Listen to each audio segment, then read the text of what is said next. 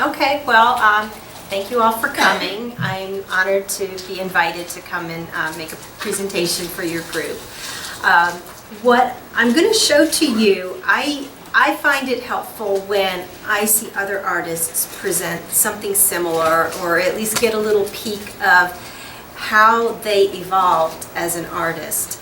I know to me it's a very frustrating myth when someone just pays me the compliment, which is always appreciated, when they say, "Oh, you're just so talented, I wish I was born with that talent." Well, I wish I was born with this talent too, because it would be so much easier than working my tail off at it every single day. Because it is really, for me, no, I wasn't born with the talent. I was born with the passion to be a good artist and to become as good at being an artist as I can. And it is definitely a nose to the grindstone journey. If I'm away from my easel for too long, my skills very quickly decline.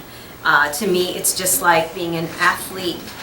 Staying in shape. If you're out of it, if you don't pursue it for any length of time, your abilities, they just go away after a while. So it is something that I really had to pursue with a vengeance, and putting plenty of hours in it. And as I show you this, I do want to emphasize that as I'm going to take you over a journey of about the past 17, or I guess 17 years is where I started.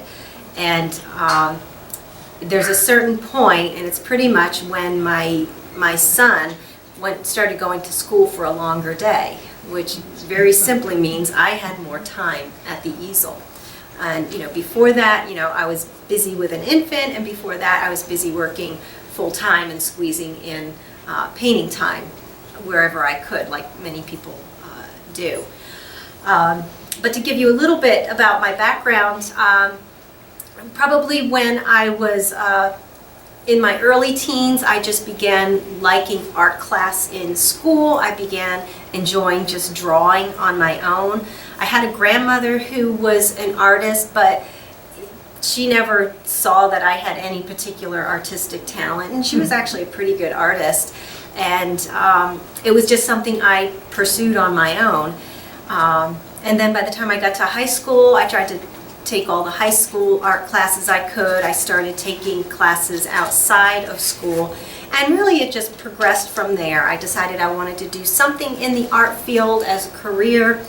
I chose to go into advertising. I was an art director in advertising for many years, so I really was out of the strictly fine art area with the drawing and painting. I did a little bit of sketching on my job, but not for fine art, not for landscape paintings or still life or anything like that. But I did gain skills that were useful, mainly for composition, when I worked in advertising. And then later I went into marketing communications. I decided I wanted to use the other side of my brain for a little bit, and that field really actually helped me a lot in the business end of being an artist. So that's sort of where I came from, and like I said, as I had a child, and a pretty typical progression, as most people do when you're home with a child and you can squeeze in a little bit of time. When they go to school, you can squeeze in a little bit more time, and I got to a point where I forced more painting time into my schedule. And I think that was the key, is when I really just forced that time and really scheduled everything around that. I treated my day as a work day, and I was fortunate that I was in a situation where I could stay home for part of it, part of that time. Actually, for the past several years, my husband and I reversed roles, and I've been supporting the family while he took a little career break, and so it sort of all worked out. So anyway, so why don't I go ahead and show this. What you'll see is I included a few real early pieces, and this was when I first got back into painting after being away from it, tending to my career for quite a bit. And you're going to see a few times where I'm going to show a piece that I painted early on, and then several years, maybe even 10 years in between, I decided, let me try that again and see what I can do with that same subject with that much more training and practice in between, and see what else I can do with it. Even though I'm primarily a landscape painter, I still like to occasionally tackle a still life. And for me, especially since I was painting during that time, since I was teaching during part of this time, I taught studio classes with landscape, and not all of my students were plein air painters. So every once in a while, I said we're going to have a still life class, because it got everyone from out behind the photographs working from life. And I found that helpful, just to switch things up a little bit to tackle things such as composition, color harmony, and edges, things like that. Sometimes it was nice to do just a still life. So I have a few of those thrown in for that. So we'll get going. So this starts at around the year 2000, and I had started taking a couple drawing classes before this, so I had a little bit of time to get more acclimated just with drawing skills before this, but got back into pastel. I had done just a little bit of pastel years ago, but this was probably on Strathmore paper, not even Canson, with probably Rembrandt pastels. So that's sort of a humble beginning as I got back into it. All right, I'm skipping over a little bit. And then this was typical of what my landscapes looked like at this time. I called these my cotton ball trees, because I really didn't know how to handle tree shapes, tree edges, and edges are a big deal, and it's something I really had to scrutinize other artists. Some of my favorite artists, I call them my go-to artists when I get stuck, and I would really scrutinize how they handled edges. And sometimes I would even get an image of my painting and an image of their painting and put it on my computer side by side and really scrutinize side by side what I'm doing differently. So watch for the tree edges as the slideshow progresses to see what you can see. If you flip through I won't do this, but if you flip through it quickly, you could see that I gradually, my skills gradually increased with that particular area. You'll see another one of this one several slides ahead, where I tackled this again. And this was when we were all working from glossy prints.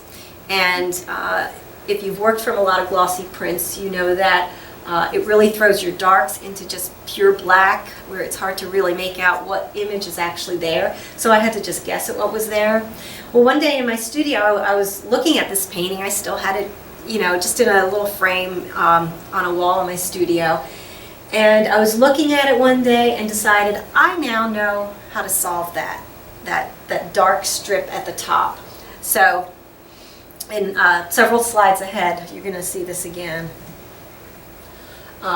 And another, I do that same thing again with this one, where I looked at a section of it and thinking that, I really just copied local color, and I think I know a little bit now what to do with color on that. And around this time, I really focused on just copying a reference photo. And in my workshops that I teach now, I really teach how to sort of just glean the situation that's happening in that photo, the lighting situation, and how to interpret that in a painting versus copying, just duplicating the photo, because that will never capture the lighting situation. So a few years later, I wanted to have a little bit of fun with color on this one, so you'll see another try at that one. Again, this is just copying. I didn't really understand how to edit, how to make some areas of the landscape less important than others. I also see just a glaring compositional mistake here with that dark line just right through the center there. And I think as you progress as an artist, your eyes become more and more trained to see certain things that aren't readily evident when you're a little earlier on in the journey. Around this time, I really was trying to push myself away from just local color, try to get a little bit more interpretive with the color. And you're going to see in the next several slides after this, I went overboard. And I see that a lot with other artists, is they love color. You know, what pastel artist doesn't when you see a nice box of pastels? You really want to go after that luscious color. Well, the tough thing to learn is how to balance all that with some of the grays, the neutrals, balancing what we call the chroma, where you want it more saturated and where you want it just toned down a little bit, a little grayed down. Let's combine those two. So this one, if you look at the reds that are more in the foreground and the reflection and the foreground grass, it's the same exact red that's back further, so the chroma is not very balanced. And if you also look at the tree edges, you're going to see that I really paid attention to those in years later as I kept at it. Same thing here, a lot of it isn't balanced. The reds in the background are about the same intensity as they are in the foreground. And the trees, those trees that go up toward the top, lots more room for editing there. And of course that is dependent on the style you're working toward. I was working toward a more looser approach to an impressionist painting that still has a very real, genuine look to it. Not realistic, but a genuine realness to it, but is very well edited. I love artwork that can convey that with as few marks and detail as possible. So that's what I was shooting for. And so this was a still life week one time. And I was pushing myself to really notice what to do with edges, for one, and color harmony for another.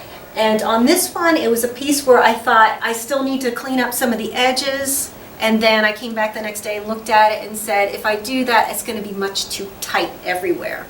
So I was trying to look at what edges I want to just have sort of disappear here and there, be a little more loosely defined, and where I could maybe tighten it up. And in doing that, it moves your eye around the painting a little bit better. There's also one more still life in here, I think one more, where I used the same cloth and the same, you see a little bit of the background wall showing through, but I threw that into a completely different color palette. Because what I did was I wanted to keep the color palette fairly limited, but be able to adjust value, temperature, and chroma based on just more of a limited color palette. And when I say those three things, the value, just picking, let's say, the red, the goldish color, and the violet as, you know, basic colors that I'm going to start with. And then value, temperature, chroma adjustments for each. The value meaning lighter or darker versions of those colors. The temperature meaning, do I push it a little warmer, a little bit cooler, or the chroma, do I need to gray it down a little bit, or do I push it a little more saturated? So you're going to see in the next one I used that same cloth, and the cloth is actually black. And I just pushed it to whatever color that would bring it, that would harmonize more with everything else in the setup. And here it is. I couldn't remember how far back it was, but yeah, it's the same black cloth, the same wall behind it, but I just pushed those colors a little differently. You know, I pushed it more, the cloth a little bit more red to go with the flowers. The wall in the background, I repeated some of the blues and the yellows, the goldish yellows that are in the pot and then in the vase, whereas in the other one I pushed more the violets and the reds, and just very light versions of those for that whitish wall that's in the background. At this point I was trying to work on simplifying trees and tree foliage, so that was the emphasis here. I'm still going after the bright color, but maybe getting a little bit better sense of balancing that chroma a little bit more. And you'll see that one again a little bit later. And you're going to see a few thrown in that are on this textured surface. For a while I was experimenting with creating my own surface. You probably are familiar with using the pumice gel or something similar to that and creating my own surface. I don't use that surface anymore. I just prefer the more consistency of I use UArt typically for my more current work.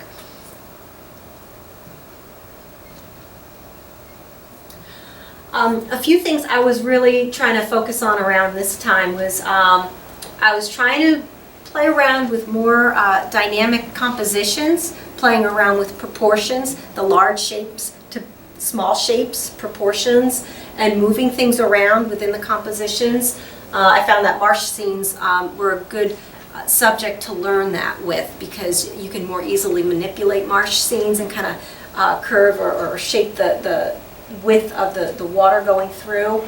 And I was also playing around with the chroma a little bit better to balance that chroma in those distant trees versus the more saturated color in the foreground trees.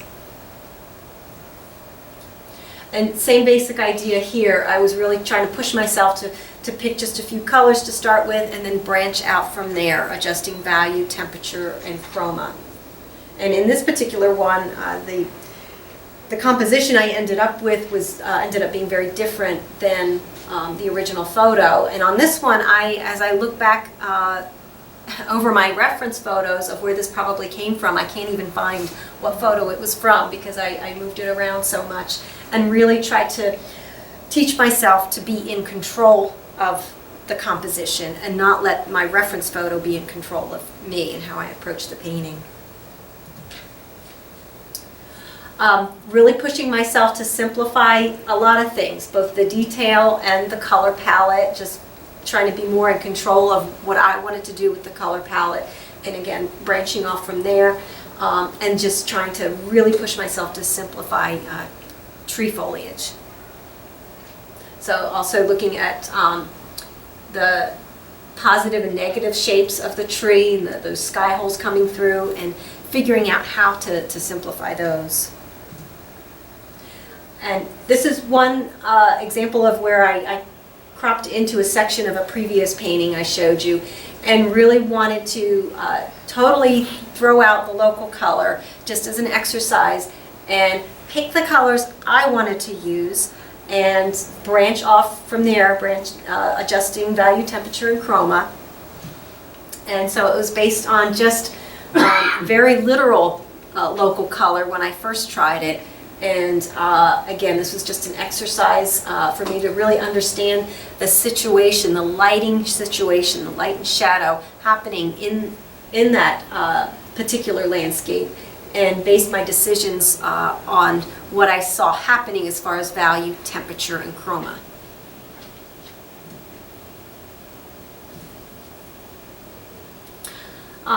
This one's on my textured surface.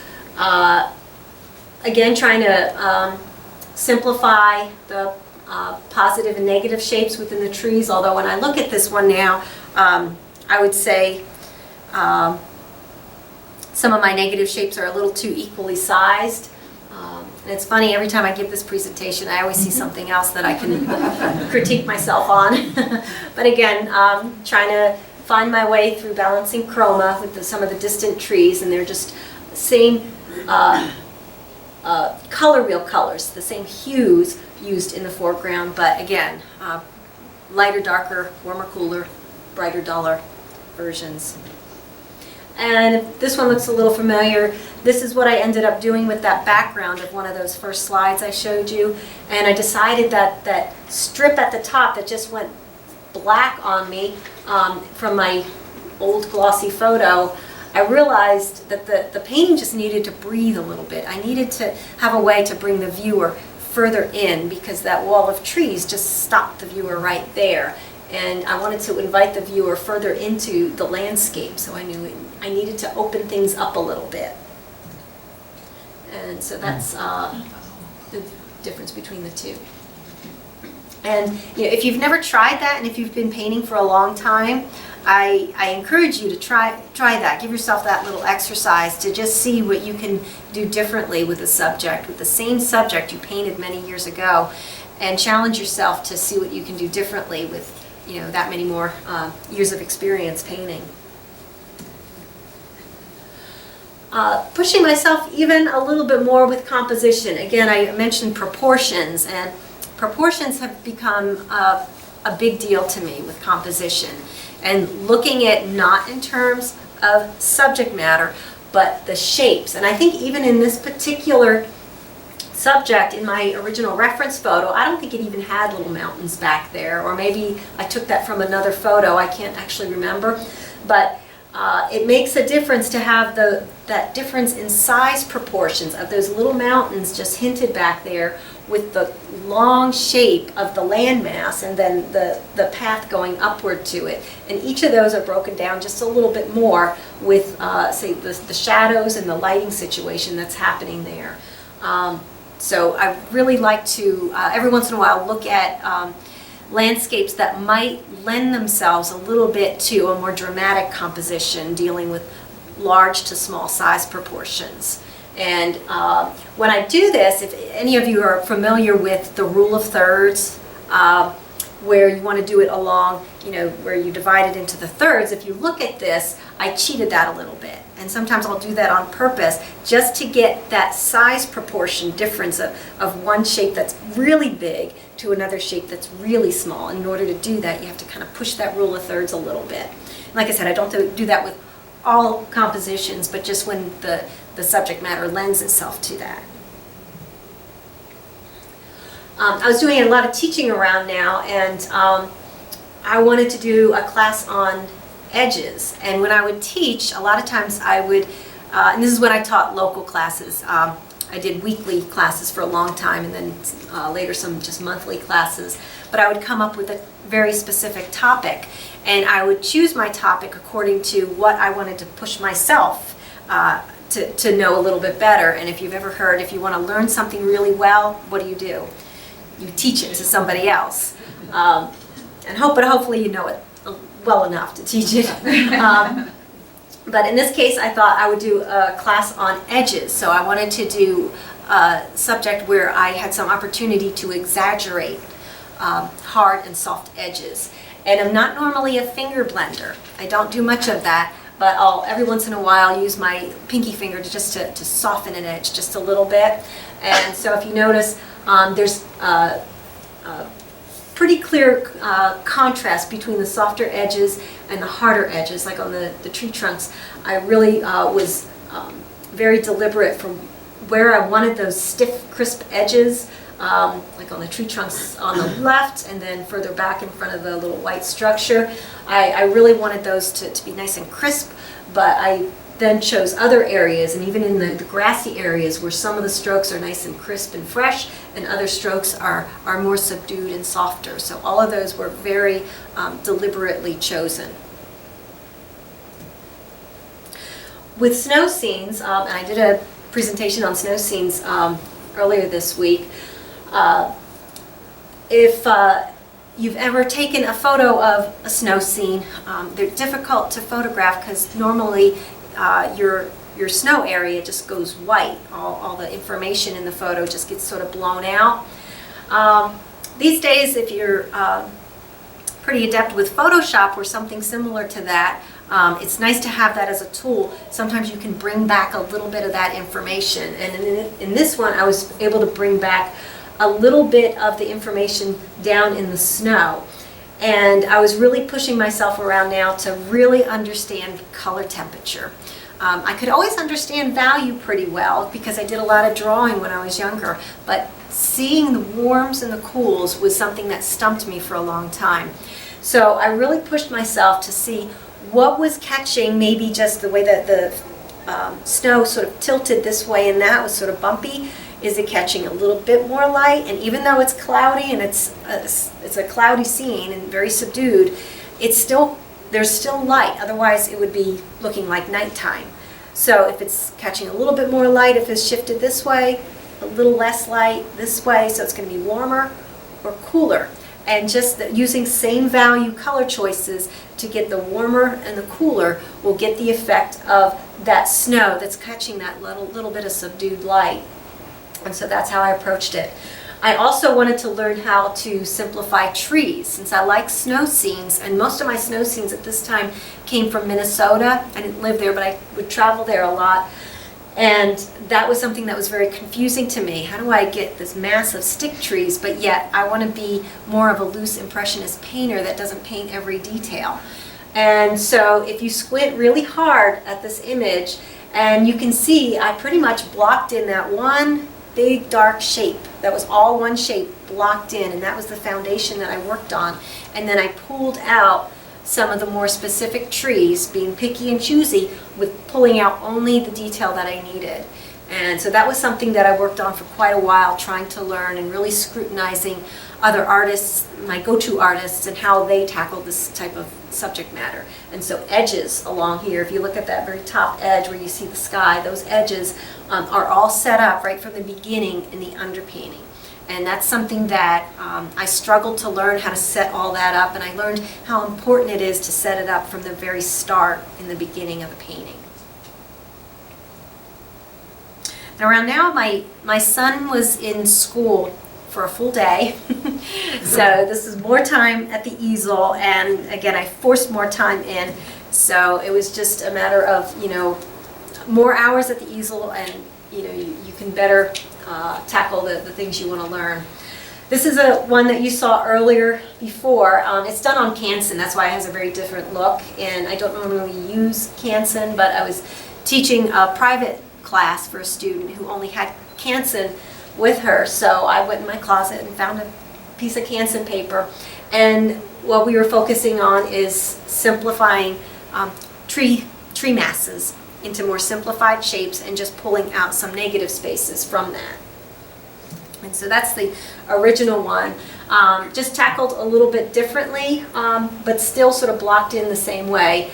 I block in tree masses and then carve out the negative shapes, which for a lot of beginner painters, that seems sort of counterintuitive to them. They want to paint in the sky and then draw everything on top of it. And you'll never get that loose impressionistic feel to it if you approach it that way. This was based on a little exercise that I do in a lot of my workshops now.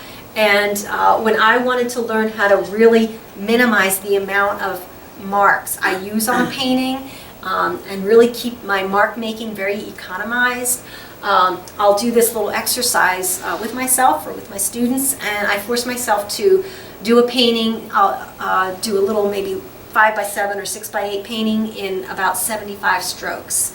So it forces you to count the strokes. So I have my students do this in some of my workshops. Well, this was based on, I did one I really liked, so this was based on one of those studies done up a little bit bigger. I didn't count the strokes on it, but I based it on the same sort of economy of strokes and putting a stroke down and not fussing with it.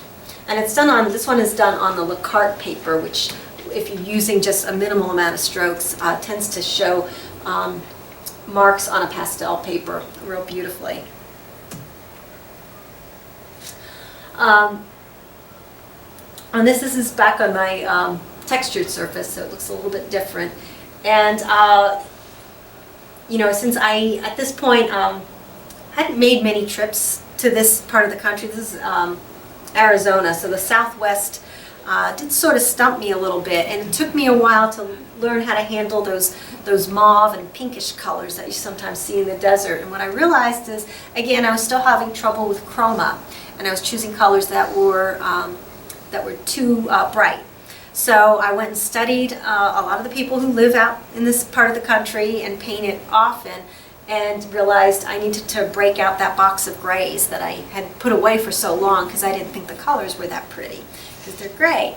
So, but this is after about a third attempt, and I just, kept going more and more muted with those, some of those warm colors.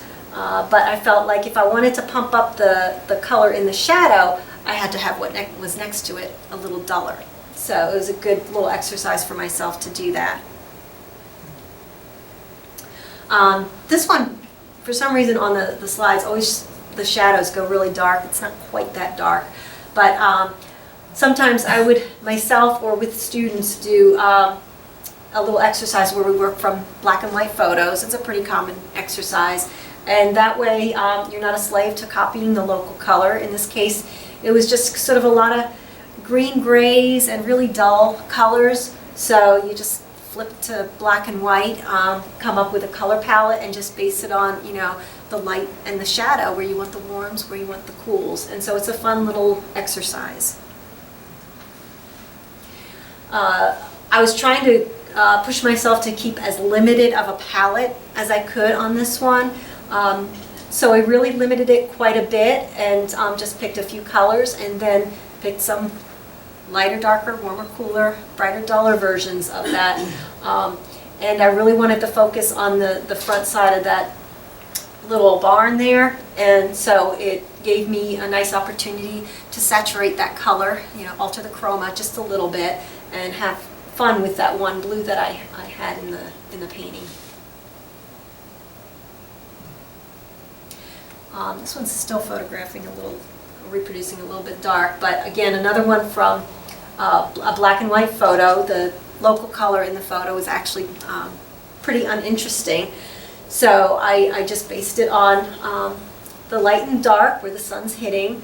And also, if you squint really hard, a lot of those little negative spaces were all filled in to begin with. And I was really focusing on setting up those edges, like all the edges along where the foliage sort of comes into the sky were set up in the underpainting. I use a liquid underpainting with a brush. I use alcohol over top of just some hard pastels that I rough in a little bit. So I keep those very, I call them vague edges, so they sort of, you can't really identify where the tree mass ends and the sky starts. So that way I can really pick and choose where I want to sharpen an edge and pull out a negative space and have some of those thick, big, thick masses contrast against some of those thin lines. So I paint it in order to set off those contrasting areas of thick and thins. And even where the tree trunks come down, I was purposely trying to make myself have some of that tree trunk sort of disappear into the sky and then catch an edge of that a little bit later somewhere else in the painting. You know, as artists, we think we need to give the viewer all the information and define everything, but when you leave a little mystery and have some edges sort of get totally lost, it actually is more appealing to the viewer. So this is sort of an outdoor still life that I wanted to challenge myself with because it had all kinds of busy stuff going on in that upper left corner. I'm a big proponent of the thumbnail sketch and working that all out in the beginning and simplifying it from the very start and then picking and choosing where I want those crisp, sharp edges and where I want edges to sort of fade into the background. And even if you look on the shadows, I even wanted to do the same thing there with have the nice crisp edges on the shadows and have, as those shadows go back into a less important area of the painting, those shadow edges even sort of fade into what's beside them. This is one I keep thinking I might take this one out of the presentation because I look at it and say, well, I got a little too fussy and detailed up in the tree line at the top when I was really trying to keep it as simplified as possible. But that was my goal when I first started this painting, was to try to simplify that tree mass as much as I can. You look at it years later and well, I could have done a better job. But I was really pushing myself also to concentrate on the warm and cools on that foreground painting, foreground part of the painting, which I was happy with. But I also wanted to just keep a mood of this glary light and only pick out details like in the foreground and on the right side and have that tree mass in the distance. There was a ton of detail I could have put in, but I actually did simplify it quite a bit, but still room for some more. Every once in a while I do put structures in my landscapes.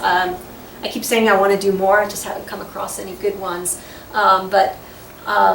I love painting white structures because you can then, within that structure, include colors from other areas of the painting. Even if they don't show up, they won't show up in your photo if you're working from a photo, but it's a great way to harmonize, and it's a great way to practice edges. And on this one, I really wanted to push myself with those loosely defined edges.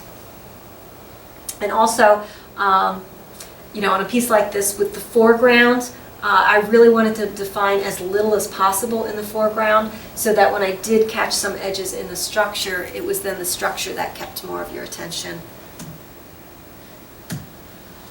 All right. This particular piece had a lot of real intricate detail, more toward the back, but if you squint really hard at that, you could kind of tell how I blocked it in. And I only wanted to pull out what was absolutely necessary. And you know, around now I was really experimenting with different ways of mark making, basically how to get those thin wispy lines, and I just gave a demo on that yesterday. Different ways you hold the pastel, how hard you press, different ways you might want to shape the pastel to make the mark you want. But those little wispy branches that come across toward the foreground and then the corresponding shadows wouldn't have nearly the attention if I put all the detail in the background that I saw. So again, it's an editing thing there that is best done, I believe, right from the start. I wanted to keep a lot of attention on the shadows on this particular one. So I wanted to keep the tree foliage as simply defined as possible. And on this one, I had to take about 3 or 4 tries with wiping everything down. I would usually spray it with alcohol to take the surface back down to 0, a dry, non-dusty layer. But I did want it all about the shadows. So it was a good learning exercise with how to rework a painting on that one. With snow, you really do need a clean surface. If you've overworked it, you're better off taking it all off and trying again on a cleaner surface. This one was all about the composition, and around this time, or probably a little bit before that, I came up with my own little system of how to create thumbnails in a way that I could really see how I can position everything. And so everything here, there were a couple things that come somewhat close to the center, but I wanted to make absolutely sure that I didn't cut my composition through the center horizontally or vertically. So everything in this composition was figured out very specifically in my thumbnail and then placed up onto my painting.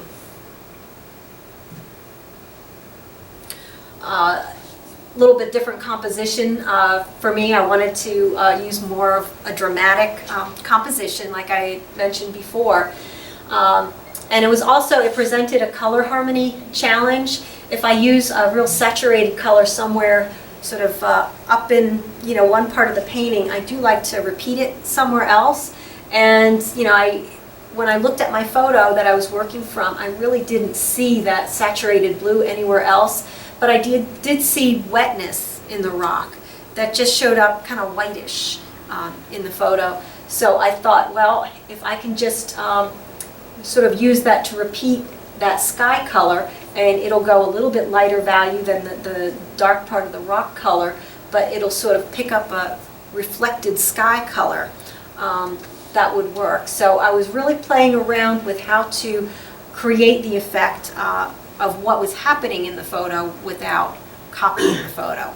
And I should also say, around now I was starting to do a lot more plein air painting, so that really does start to train your eyes to sort of see what is really going on in the landscape.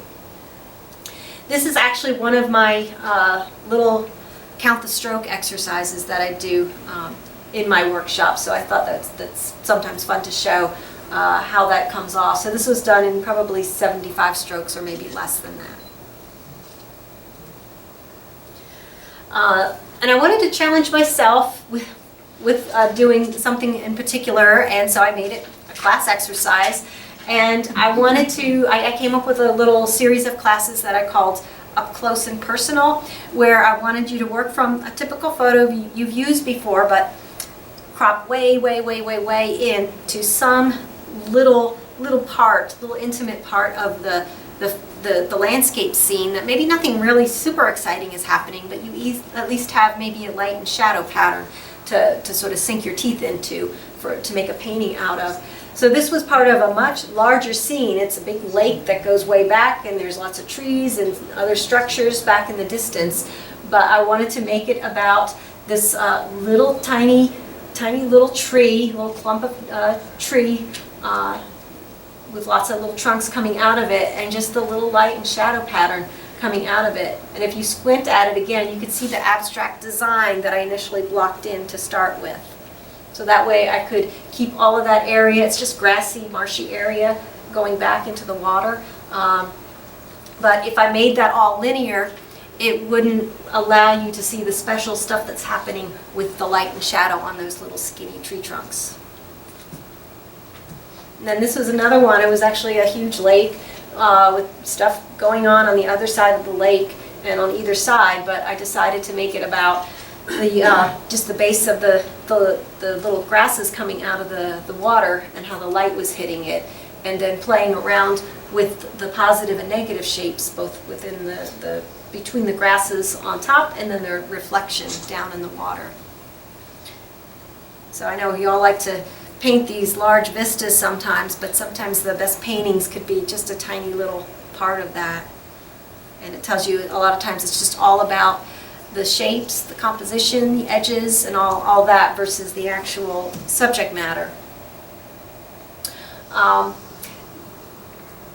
I use this example a lot when I talk about shapes, and in composition I have students sometimes do what I call the 5-shape landscape, where they have to start with just 5 shapes. They have to start their thumbnail and divide it into a variety of large and small shapes. And so if you look at this and you squint at it, it really does divide up into about 5 shapes. Okay, we're getting a little more recent here. All of these on here were divided up into a variety of really large. This is more of what I referred to before when I have more of a dramatic proportion scale of I wanted the emphasis to be on the height of the mountains compared to everything beneath it. So the sky, the mountains, the little structures beneath, and then the foreground were all divided up. So each shape is different. There are no equal shapes in it. And snow scenes are one of my favorite subjects to paint, and this one had a lot of opportunity for warms and cools, capturing how the light is hitting all that. And sometimes in certain areas it's fun to saturate some of those shadows a little bit, saturate maybe where the light's hitting a little bit. If you could notice how those saturations are a little more intense in the foreground. Same basic color palette in the background, but just a little bit more subdued. And same sort of idea here with just playing the warms against the cools. The chroma a little bit. You could see the snow in the foreground is a little bit more dulled down, but then the shadow areas elsewhere are a little bit more saturated. So it was a fun lighting situation to play with. So I was playing with both warms and cools, and then that chroma thing where I needed to dull it down. And then edges were a big deal here too. The crisp edges on some of the trees right up close contrasted against the more loosely defined foliage. It's still the same kind of foliage, that little grassy, thin pieces of grass, and then thin trees. Same sort of stuff, but further back, but you don't want to define all of it.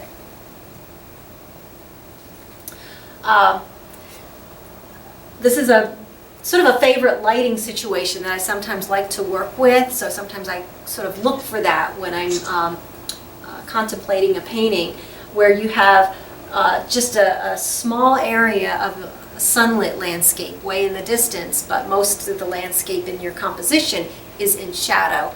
And it really nicely showcases that sunlit area when it's just a small little strip.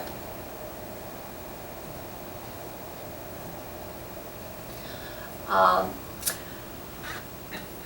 Pretty much an exercise in simplifying a lot of busy subject matter.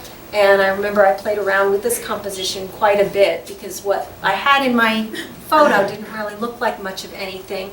But when you have a nice combination of warms and cools, light and shadow, as an artist you can play with it and make a painting out of it. So really just looking for, again, if you squint at it, you can sort of see how I blocked it in, just to get that large shape, and then pull those negative shapes out of it, define some of the tall grasses and reeds that are catching some sunlight in the foreground. And as it fades, as the detail fades, as you go back into the distance, it sort of pulls you back in there. And also, most of you probably know, the more you paint, if you're working from photos, the better you become at selecting your reference photo. And that's what I found, that I, toward the beginning of this journey here, I really didn't know what made a good painting when I would go through my photos. So that's something that just sort of comes with practice. But I teach students that I have in classes and workshops that this 5-shape landscape exercise that I teach really helps you identify what's going to make a good painting. Can you identify a range of large and small shapes to make an interesting composition? Do you have a good light and shadow pattern going on? So that's sort of, when I look at maybe what some people might consider an uninteresting landscape reference, just looking at it in terms of shapes and then light and shadow, and that'll help you identify if it'll make a good painting. And this is one more attempt at another subject that I showed earlier, and I switched up the composition a little bit and lowered that base of the tree line there a little bit, maybe simplified and edited the tree foliage just a little bit more, so you can kind of see 3 different approaches to the same subject. And I often paint the same subject over many different times, and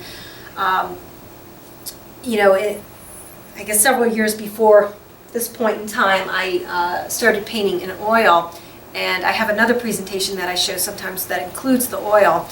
And when I got painting in oil, it was maybe 8-9 years ago, my pastel skills were progressing, but my oil skills were kind of lagging down here. So it's an interesting slideshow to show there too. But I just lost my train of thought. Anyway, I would many times go back and forth between painting in pastel and painting in oil. I would often paint in pastel, which I sort of at that time considered my first language of art, and then I would paint it in oil from that pastel study, because oil seemed like more of a second language to me. So I do paint the same subject pretty often, trying it different ways, different formats. I wanted to challenge myself here with very busy subject matter. This is a type of subject where if you were to walk up to it and look at that foliage just in front of you, it would look very uninteresting. It's just sort of a dull tannish brown, but you add light and it glows, especially behind something that is very cool compared to that warm lit foliage. So as a painting subject, that's what I wanted to feature. I wanted to feature that warm, wispy foliage up against that solid mass of a cool behind it. So I tried to come up with a composition that would best feature what I wanted to say about that. And another one of those lighting situations where the majority of the composition is in shadow, but I wanted to have the sunlit area a lesser proportion, and so it sort of kind of showcases that shadowy area, which even though it's in shadow, as it comes close, you can saturate those shadowy colors a little bit, which pulls you into the landscape. And then your warms that are further back are just muted back a little bit to throw them into the distance. And again, this was blocked in. If you squint really hard, you can kind of see how I blocked it in, but I pulled out those negative shapes along the edge of the tree line later on. And so I think around now I started becoming a little bit more confident with how to handle those tree edges and negative shapes within tree masses. So if you think back to my cotton ball trees in the beginning, that's what I was pushing myself to try to understand how to do this type of edge. Around now I was wanting to, I would hear other artists talk about, your painting should have a concept, a visual message, and I never quite understood what that meant. But I really pushed myself to understand how to do something very specific with a painting. And in this case, there was a very specific lighting situation where the foreground was in sort of a stark shadow, but that distant area was catching a really intense glaring light, that evening light that if you look at it without sunglasses, it hurts your eyes. So I was trying to set up that type of lighting situation where those structures were almost washed out because the light was so bright, except for some local color that was a dark part of the structure. But then the high contrast of the grassy area in shadow up against the snow. So everything was set up in a composition in order to showcase what I wanted to say about that glaring light up at the top. And this one was pretty much all about edges and the light hitting along the edges of those trees. If I hadn't simplified that background area, those wispy little branches, those few marks that I made at the very end of the painting really wouldn't be as eye-catching if there was a lot more behind them to compete with it. So around now, I would hear about, making landscapes very poetic looking, and I didn't quite understand how to do that, but I understood with how to feature something very delicate within the landscape and how to make that delicate part sort of sing in the landscape. And I learned that it had a lot more to do with editing. And editing, like I mentioned, has to typically be done right from the beginning and sort of planned out what you want to do with that painting right from the beginning. And we're getting a little more current. This one is more about the light and shadow than it is about trees and snow. And I approached this in that way so that the trees and the snow and the sky are more of just a means by which I can paint a painting about light and shadow. So it was an exercise in looking at the variations within the cool areas. Within all that cool shadow, there are warmer cools and cooler cools. And it's a matter of it's sort of a tedious exercise of comparisons going through each area of the painting. Now the photo I worked from looked basically black and white, because that tends to be how a camera captures this sort of lighting situation. But you could still look at it and just barely glean from that photo what's warmer than what's cooler than what. The light coming from the sky was extremely warm and glary, so it had a little bit more of a yellow tinge to it, whereas in the sunlit area it's still very much an intense warm, but it starts on the color wheel to go a little bit more toward a pink. So you want to understand what's warmer than the warms that are warmest and the warms that are less warm. So it's all a matter of comparisons. This was a composition that I played around with quite a bit, and again, it's all based on those proportions of shapes, another example of that. And I love looking at different ways of featuring a landscape that aren't your typical way that you might just photograph it on your camera. And many times when I go out and I take photos for studio work, I might crop it somewhat in the camera, but like most people, I get somewhere and I snap a picture and I think, do I want this subject in my painting or not? I don't know. I go ahead and include it in. That's fine as long as you do the composition at some point. You can always crop later. if you're one who does it on your iPad or in Photoshop or something like that, that's a great tool these days to be able to do that, to at least start with a more cropped version and look at different ways, different designs for your landscape to best feature what's special about that. And I think it was the light and shadow coming along the side of this road that I thought was special, and so I chose this setup to best feature what I thought was special about it.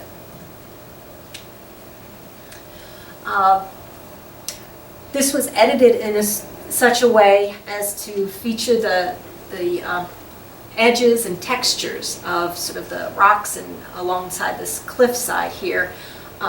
If I included a lot of the detail that was there in the trees and of course in the distant mountain, that texture in the foreground wouldn't be nearly as special. And then the thick and thins, looking at the thin tree trunks, getting the proportion right. That's a tendency. We tend to make tree trunks thicker than they are, and a lot of that has to do with careful mark making with pastel. So trying to get those thicks and thins in the right proportions had a lot to do with the look of this. I think this is the last one. For snow scenes, you know, a lot of times we like to go after that, you know, brightly lit, the sun beaming down on the snow, and then the nice blue-violet shadows that we have. I showed you an earlier one that's more of a subdued lighting situation. I like to do those as well.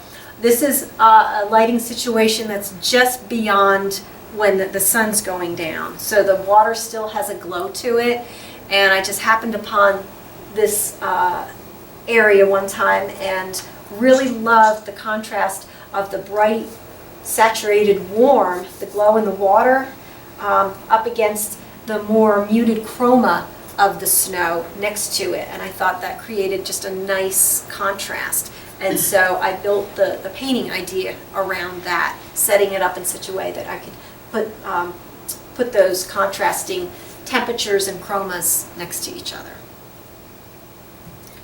And that's it.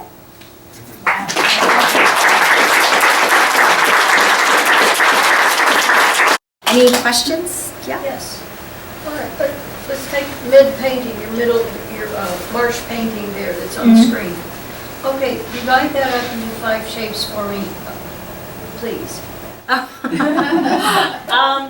Okay, let me come over here, away from the microphone.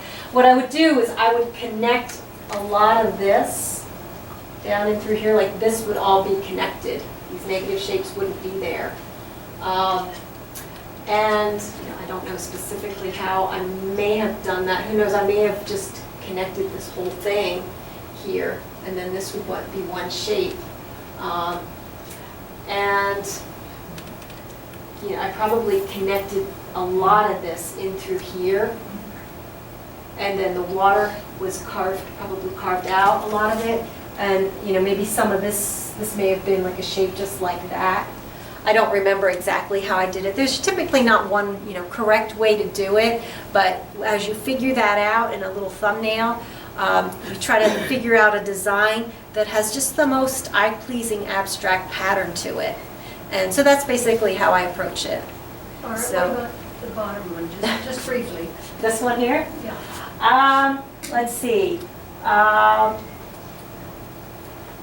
Yeah, typically you squint at your photo when you're starting, but to sort of, I guess the term these days is reverse engineer how an artist probably tackled a painting. You could squint at the painting. That's why I mentioned to you if you squint at it. So I probably sort of connected all of this down here, and maybe that dark shape sort of came up here a little bit. So I do, in this sort of situation, I have a lot of gradation where one shape sort of just morphs into another. So I may approach it like that. Sometimes, depending on the composition, the shapes may be a little bit more distinct. When you have a lot of sort of vague, wispy type of subject matter, it's more of one shape sort of just morphs into another, and I usually set it up in that way. So it's basically just, when you see that goes away when you squint at it, it was probably blocked in that way, but the edges of those shapes in through here sort of are very vague, where you can barely identify the edges of those. So I do just use gradations a lot. Thank you. Sure, you're welcome. Anybody else? How do you do your thumbnails? Thumbnails, all right, it's a good question. I'm teaching on a very intensive, specific workshop on that tomorrow. I came up with my own little method that, and I don't use it quite so much anymore, but when I was pushing myself to figure out how to do a good composition, I used this method, and it came from my years working as an art director in the 80s, before we did a lot of things on computer, and we used tracing paper. And so I would print out my photo, somewhat small, about 3 by 4, and I would draw my border that was proportional to my painting. That's important. And so I would use that sort of as a viewfinder, put it over my photo, and that way I could shift things. If I wanted to enlarge a certain shape, I would put it over there and over the photo and get one shape in place and then shift it over, and I could just quickly do several of these, and just shifting shapes, enlarging shapes, stretching them, reducing shapes, moving a shape up, moving a shape down. I could just very easily see those shape proportions, and I can see it in terms of abstract shapes versus trees, water, mountain, that sort of thing. It forces you to see it in abstract shapes. And then I just would do just a quick value study on that, so I could see the weight of those values. And that way I could just do it real quick. I could draw several little rectangles and do several of them, and just by moving them around quickly, see what works. And I would mark my center marks on it so I could see that nothing's gonna hit the center, because when you start shifting things around, it's sort of like working a Rubik's Cube, where you get 2 of these shapes in a perfect spot, but then you move something else where it needs to go, and it's it's a tree that cuts it right down the middle. So you're working it like a puzzle in moving everything into the most ideal proportions of large to small and the most ideal placement. So that's sort of how I developed it. Now I do mostly just a quick little thumbnail, but same idea, but I just freehand it.